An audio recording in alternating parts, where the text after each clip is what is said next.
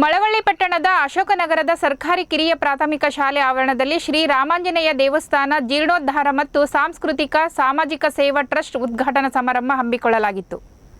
ಹಾಗೂ ಇದೇ ಸಂದರ್ಭದಲ್ಲಿ ಶಾಲಾ ಮಕ್ಕಳಿಗೆ ಬ್ಯಾಗ್ ವಿತರಿಸಲಾಯಿತು.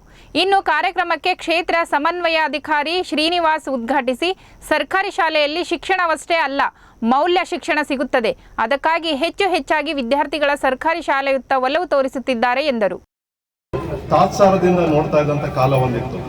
ಆದರೆ ಈಗ ಸರ್ಕಾರಿ ಶಾಲೆಗಳಲ್ಲೂ ಖಾಸಗಿ ಶಾಲೆಗಳಿಗಿಂತ ಏನೂ ಕಡಿಮೆ ಇಲ್ಲ ಅಂತೇಳಿ ಕಲಿತವರು ತಿಳಿದವರು ತಮ್ಮ ಮಕ್ಕಳನ್ನ ಸರ್ಕಾರಿ ಶಾಲೆಗೆ ದಾಖಲು ಮಾಡ್ತಾ ಇದ್ದಾರೆ.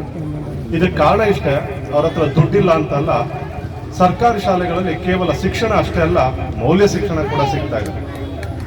ಯಾಕೆ ಮಾತು ಹೇಳಿದೆ ಅಂತಂದ್ರೆ, ನಾವು ಒಂದು 25 ವರ್ಷದ ಹಿಂದೆ ಹೋಗಿ ನೋಡಿದ್ರೆ ಹಿರಿಯರಿಗೆ ತುಂಬಾ ಗೌರವ ಇತ್ತು.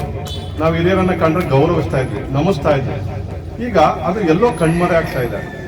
ನೀವೇನಾದ್ರೂ ಯಾರ್ದಾದ್ರೂ ಮನೆಗೆ ಹೋದ್ರೆ ಆ ಮಕ್ಕಳು ನಿಮ್ಮನ್ನು ಎಷ್ಟು ಪ್ರೀತಿಯಿಂದ ಸ್ವಾಗತಿಸ್ತಾರೆ ಅಂದ್ರೆ ಯಾರು ಬೇಕಾಗಿತ್ತು ಅಂತ. ಆದ್ರೆ ಒಂದು 25 ವರ್ಷಗಳಲ್ಲಿ ಹಿಂದೆ ಹೋಗಿ ನೀವೇನಾದ್ರು ನೋಡೋದಾದ್ರೆ, ದಯವಿಟ್ಟು ಒಳಗಡೆ ಬನ್ನಿ, ಕೂತ್ಕೊಳ್ಳಿ, ನೀರು ಕುಡೀರಿ ಅಂತ ಹೇಳ್ತಿದ್ರು. ಈಗ ಅದು ಯಾರು ಹೇಳ್ತಾ ಇಲ್ಲ. ನಮಗೆ ತುಂಬಾ ಬಹುಶಃ ವಿವೇಕಾನಂದ ಅವರು, ರಾಮಕೃಷ್ಣ ಪರಮಹಂಸರು, ಭಗವಾನ್ ಬುದ್ಧ, ಅಂಬೇಡ್ಕರ್ ಅವರು ಹಾಕಿಕೊಟ್ಟಂತಹ ಪದ ಹಿರಿಯರಿಗೆ ಗೌರವಿಸಬೇಕು, ಮತ್ತೆ ಆ ಮೂಲಕ ನಾವು ಸದ್ಗತಿಯನ್ನು ಪಡಿಬೇಕನ್ನುವಂಥದ್ದು. ಅದೇ ನಿಟ್ಟಿನಲ್ಲಿ ಇವತ್ತು ಶ್ರೀ ರಾಮಾರೂಢ ದೇವಸ್ಥಾನ ಜೀರ್ಣೋದ್ಧಾರ ಸಮಿತಿ ಮತ್ತು ಸಾಮಾಜಿಕ ಸಾಂಸ್ಕೃತಿಕ ಸಮಿತಿ ವತಿಯಿಂದ ಸರ್ಕಾರಿ ಶಾಲೆಯ ಮಕ್ಕಳಿಗೆ ಉಚಿತವಾಗಿ ಶಾಲಾ ಬ್ಯಾಗ್ಗಳನ್ನು ವಿತರಣೆ ಮಾಡುವ